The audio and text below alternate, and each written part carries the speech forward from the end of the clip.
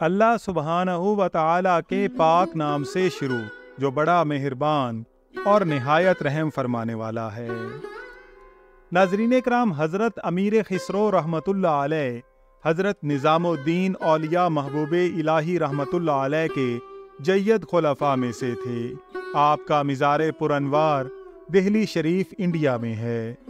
حضرت امیر خسرو رحمۃ اللہ علیہ نظام الدین اولیاء محبوب الہی سے مرید ہونے کے بعد دنیا سے بالکل ہی بے نیاز ہو گئے تھے اور مرشد کامل و اکمل کی عقیدت میں فنا تھے۔ روایت ہے کہ ایک حاجت مند سلطان المشائخ نظام الدین محبوب الہی کی خدمت میں حاضر ہوا اور دستے سوال دراز کیا۔ آپ نے فرمایا کہ آج تو کچھ نہیں، کل کوئی بندوبست کر دوں گا۔ دوسرے روز بھی کوئی بندوبست نہ ہو سکا۔ بالآخر حضرت سلطان المشائخ نے اپنے نالین مبارک اس حاجت مند کو دے دیے۔ وہ سائل نالین مبارک لے کر جا رہا تھا کہ دہلی کے باہر حضرت امیر خسرو سے اس کی ملاقات ہو گئی۔ انہوں نے اپنے شیخ کی خیریت دریافت کی اور عرض کیا کہ کیا تمہارے پاس میرے شیخ کریم کی کوئی نشانی ہے؟ تو اس نے نالین مبارک دکھائے۔ آپ نے فرمایا کیا انہیں فروخت کرنا چاہتے ہو؟ اس نے آمادگی کا اظہار کیا۔ آپ نے 5 لاکھ درہم کے عوض انہیں خرید لیا۔ یہ 5 لاکھ درہم سلطان محمد کے قصیدے کے صلے میں حضرت امیر خسرو کو ملے تھے۔ آپ نے وہ نالین مبارک مرشد کریم کی خدمت میں پیش کیے تو انہوں نے فرمایا کہ خسرو، تم نے بہت سستا سودا کیا ہے۔ آپ رحمت اللہ علیہ نے عرض کیا کہ درویش نے صرف اتنی ہی قیمت طلب کی، ورنہ میں تو قیمت میں اپنا سارا مال تو کیا شاید جان دینے سے بھی دریغ نہ کرتا۔ یہ مرشد کریم سے والہانہ عقیدت و محبت کا اظہار تھا۔ حضرت سلطان المشائخ نے آپ کے لیے ہی فرمایا تھا کہ اگر حکم شرع مانے نہ ہوتا تو میں اپنے بعد وصیت کر دیتا کہ مجھے اور خسرو کو ایک ہی قبر میں دفن کیا جائے۔ کہتے ہیں کہ اتنی دولت دینے کے باوجود بھی جب کبھی وہ شخص آپ کی خدمت میں حاضر ہوتا تو امیر خسرو احتراماً کھڑے ہو جاتے۔ انہی ایام میں آپ کی والدہ ماجدہ کا انتقال ہو چکا تھا۔ انہی کی خاطر آپ اودھ کا محل چھوڑ کر چلے آئے تھے۔ یہ صدمہ ناقابل تلافی تھا۔ حضرت نظام الدین اولیاء نے آپ کی ڈھارس بندھائی اور فرمایا کہ ہر شخص کو ایسا ہی صدمہ برداشت کرنا پڑتا ہے اور ہر انسان کو ایک دن وادی فنا سے گزرنا ہے۔ سلطان المشائخ کی بارگاہ میں امیر خسرو کو نہایت تقرب حاصل تھا۔ وہ جس وقت بھی چاہتے آپ کی خدمت میں حاضر ہوتے اور تمام امور میں سلطان المشائخ ان سے مشورہ فرماتے۔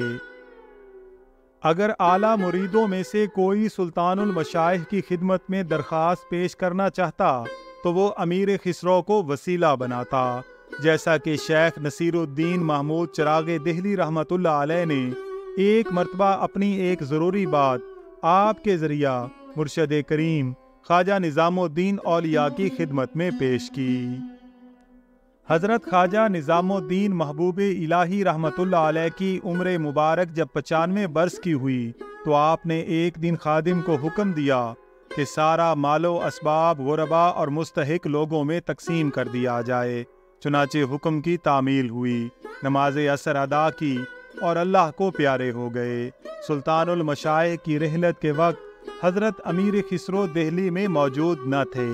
لوگوں نے حضرت محبوب الہی کے انتقال صد ملال کی خبر آپ کو دی تو آپ نے سر کے بال منڈوائے اور مرشد کامل و اکمل کے مزار اقدس کے سامنے آ کر کھڑے ہو گئے اور یہ شعر پڑھا کہ این مکان نیست کے منزل گاہ جانا بودست، راہ آمد شد ای سر و خرامہ بودست، کہ آنکھوں میں اندھیرا ہی اندھیرا معلوم ہو رہا تھا، لیکن جب ہوش آیا اور طبیعت ٹھیک ہوئی تو مزار پر انوار پر کھڑے ہو کر فرمایا کہ سبحان اللہ، مرشد زیر زمین ہے اور خسرو بالائے زمین۔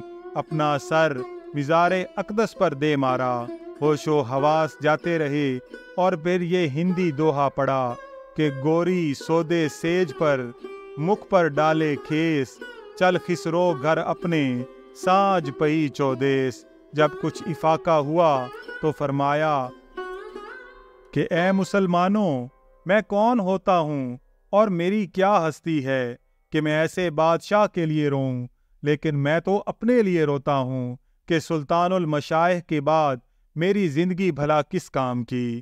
اس کے بعد مرشد کی سنت کے مطابق اپنا تمام سامان فقراء اور مستحق مساکین میں تقسیم کر دیا اور مرشد کامل و اکمل کے مزار مقدس پر ہی معتکف ہو گئے۔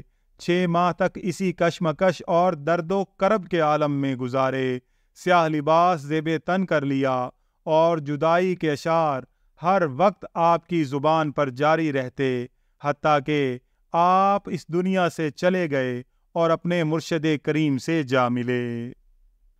حضرت امیر خسرو رحمۃ اللہ علیہ کی صوفی منش زندگانی کا ایک پراسرار واقعہ بڑی دلچسپی کا حامل ہے۔ حسن نامی ایک نوجوان جمال کشیدہ قامت تھا اور نان بائی کا پیشہ کرتا تھا۔ اس کی دکان سرے راہ تھی۔ ایک دن اتفاق سے حضرت امیر خسرو وہاں سے گزرے۔ ان دنوں امیر خسرو بھی عالم شباب میں تھے۔ انہوں نے نان بائی کے حسن و جمال کو دیکھا تو اس پر فریفتہ ہو گئے۔ اس سے پوچھا کہ روٹیاں کس حساب سے فروخت کرتے ہو؟ حسن نے جواب دیا کہ ترازو کے ایک پلڑے میں روٹیاں اور دوسرے میں سونا رکھ کر تولتا ہوں، اور جب سونے کا جانب کا پلڑا جھک جاتا ہے تو روٹیاں خریدار کو دے دیتا ہوں۔ امیر خسرو نے پوچھا کہ اگر خریدار صاحب استطاعت نہ ہو تو؟ حسن نان بائی نے جواب دیا پھر میں سونے کے بدلے 2 دینار دے کر روٹیاں دے دیتا ہوں۔ یہ بات سننے کی دیر تھی کہ امیر خسرو بے قابو ہو گئے اور وہاں سے سیدھے سلطان المشائخ حضرت نظام الدین اولیاء محبوب الہی کی خدمت میں حاضر ہوئے اور تمام واقعہ عرض کیا۔ ادھر امیر خسرو نے اپنی بات ختم کی، ادھر حسن نان بائی بھی حضرت محبوب الہی کی خدمت میں پہنچ گئے۔ قدم بوسی کے بعد عرض کی کہ حضرت، میں امیر خسرو کے بغیر ایک لمحہ بھی نہیں رہ سکتا۔ امیر خسرو کی بھی وہی کیفیت تھی۔ حضرت محبوب الہی نے ان کو اکٹھا رہنے کی اجازت مرحمت فرما دی۔ ان دنوں امیر خسرو خان شہید کے ملازم تھے۔ انہوں نے حسن نان بائی سے بھی اس کا پیشہ چھڑوا کر اس کو شاہی ملازمت دلوا دی۔ اکثر لوگ امیر خسرو اور حسن کے باہمی تعلقات سے جلتے تھے اور ان پر بہتان تراشی کرنے لگے۔ جب اس روش سے دونوں کے تعلقات ختم نہ ہوئے تو لوگوں نے خان شہید کو امیر خسرو اور حسن نان بائی کے متعلق بدظن کیا۔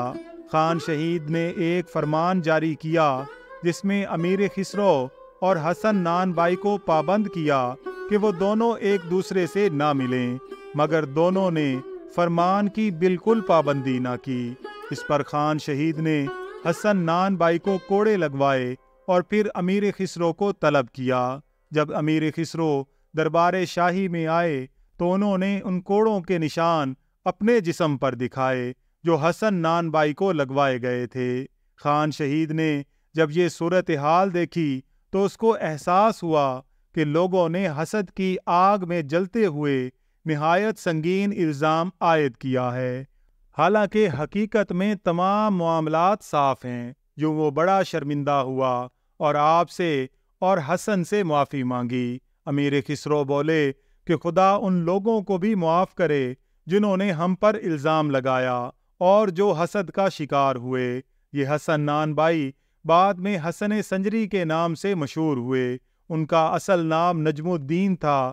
امیر خسرو حسن سنجری کے بارے میں فرماتے تھے کہ حسن میرا ہم مشرب، ہم مذاق اور عزیز ترین دوست ہے۔ وہ بلند پایا شاعر بھی ہے اور میرا ہم مسلک و پیر بھائی بھی ہے۔ خان شہید جس نے امیر خسرو اور حسن سنجری کے بارے میں سخت احکامات جاری کیے تھے، وہ بعد میں تاتاریوں کے ہاتھوں ہلاک ہوا۔ نگاہ ولی میں وہ تاثیر دیکھی، بدلتی ہزاروں کی تقدیر دیکھی۔ ناظرین کرام، ویڈیو پسند آئی ہو تو اس کا اظہار کمنٹس میں ضرور کیجیے گا۔ اللہ تعالیٰ سے دعا ہے کہ اللہ تعالیٰ ان نفوس قدسیہ کے صدقے ہمیں بھی راہ ہدایت پر استقامت عطا فرمائے۔ آمین یا رب العالمین۔